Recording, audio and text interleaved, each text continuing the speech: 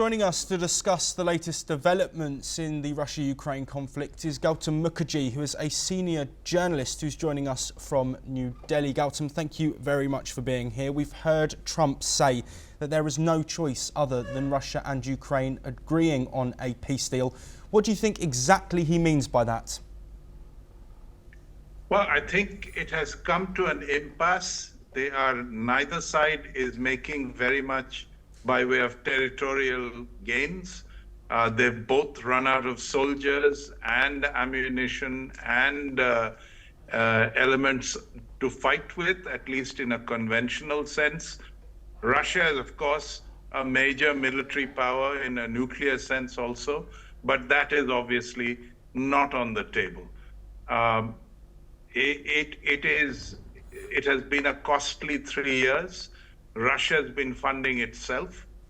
Ukraine has been propped up by the United States. And now with the United States saying that they will not pay for the war or give any more armaments, they are in a difficult position because Europe is not able to fill in the breach.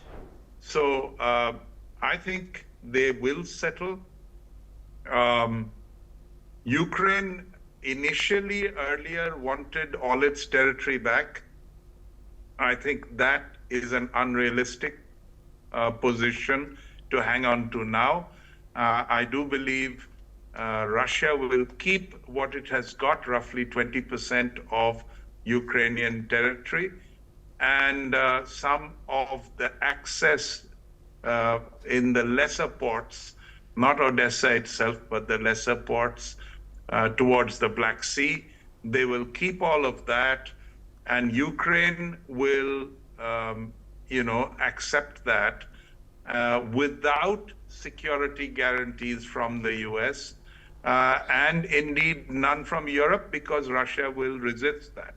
Yes, Gautam, So I'd like to, sorry to interrupt, I'd like to follow off on the back of what you said there. If they're not going to look for the 20% of the country that Russia currently has control of, what do you think Ukraine will look for in these talks? We know they're scheduled to speak with US officials in Saudi Arabia. So what is the Ukrainian sort of agenda ahead of these meetings, and what will they hope to leave those talks with, at least in terms of a potential assurance? I don't think they're going to get any security assurance. They're going to have to settle for 80% of the country and call off this carnage, which is almost unsustainable. Ukrainian soldiers are not fighting anymore. They have very little to fight with. The command and control structures are collapsing. It's a matter of getting out of it while they still can, without a general, collapse of the Ukrainian economy completely. Yes, Gautam, and to bring an end to this discussion, do you think we might see a shift in the US rhetoric and Trump's rhetoric now that Zelensky and Ukraine have agreed to communications in Saudi Arabia? And do you think that might extend to a resumption of aid and potentially a resumption of intelligence before a ceasefire is agreed while the war is still ongoing? I don't think so.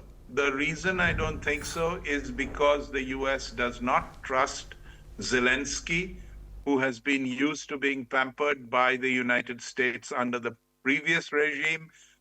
If there is a regime change in Ukraine, a lot more trust could be established with the United States. But right now, because what Zelensky tends to do is anything he hears from the US, he then takes it to Europe and tries to barter with Britain, France, Germany, in order to see where his advantage lies.